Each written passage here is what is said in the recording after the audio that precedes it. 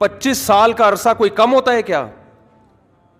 آپ 1 مہینے بعد گرا دیتے, آپ 2 مہینے بعد کر دیتے, آپ 3 مہینے بعد کر دیتے. 25 سال سے لوگ ایک جگہ نماز پڑھ رہے ہیں تو کچھ تو خدا کا خوف ہونا چاہیے نا.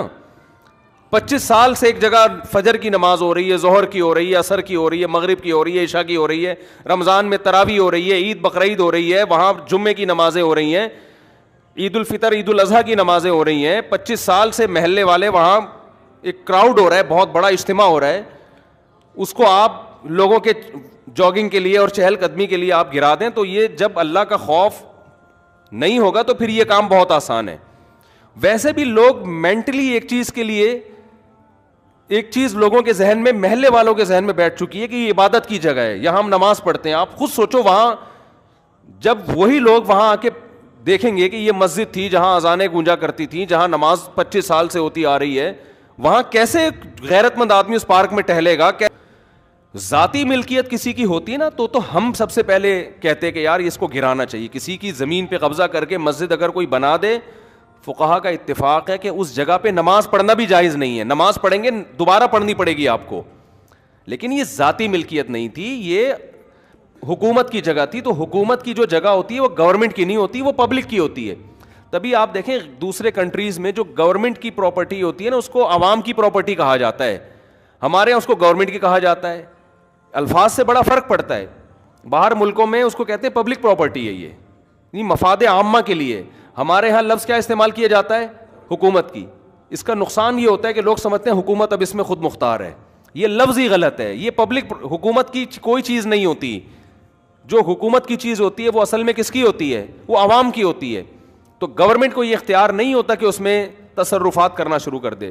تو مسجدوں کے ساتھ بھی یہ معاملہ ہوتا ہے. لیکن ہمیں عدالت یہ بتائے کہ آئندہ ہم نے بلڈنگ بنانے کے لیے پرمیشن کس سے لینی ہے. سمجھ میں آ رہی ہے بات؟ ایک آفیسر نے سائن کر دیے, وہ اس کا ٹرانسفر ہو گیا, دوسرا کہتا ہے میں نہیں مانتا اس کو. آپ کا نظام اتنا گندا, اتنا پلید, اتنا غلیظ نظام ہے.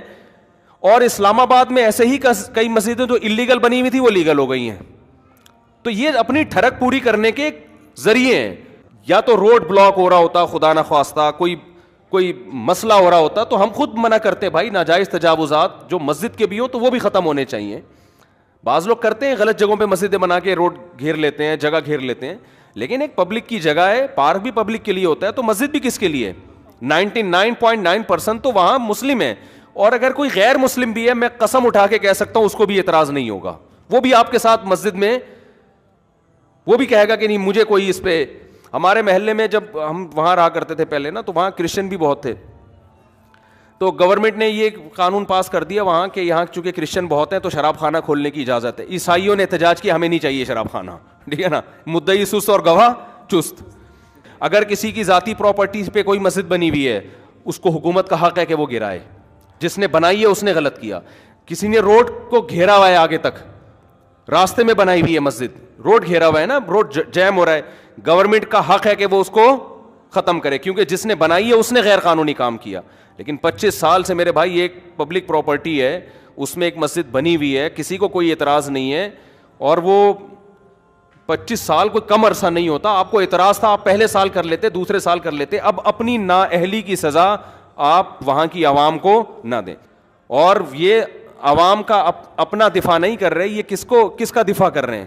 یہ اللہ کا. اللہ کہہ رہے میری زمین ہے, میرے نام وقف ہو چکی ہے, میں لوگ نماز پڑھتے ہیں, تو بھی اللہ کے لیے یہ کام وہیں کی عوام کرے گی تو اس کا کوئی مؤثر اثر ہوگا, ورنہ باتوں سے کچھ نہیں ہوتا. آج ایک مسجد کو گرایا, کل دوسری کو گرائیں گے, پرسوں تیسری کو گرائیں گے.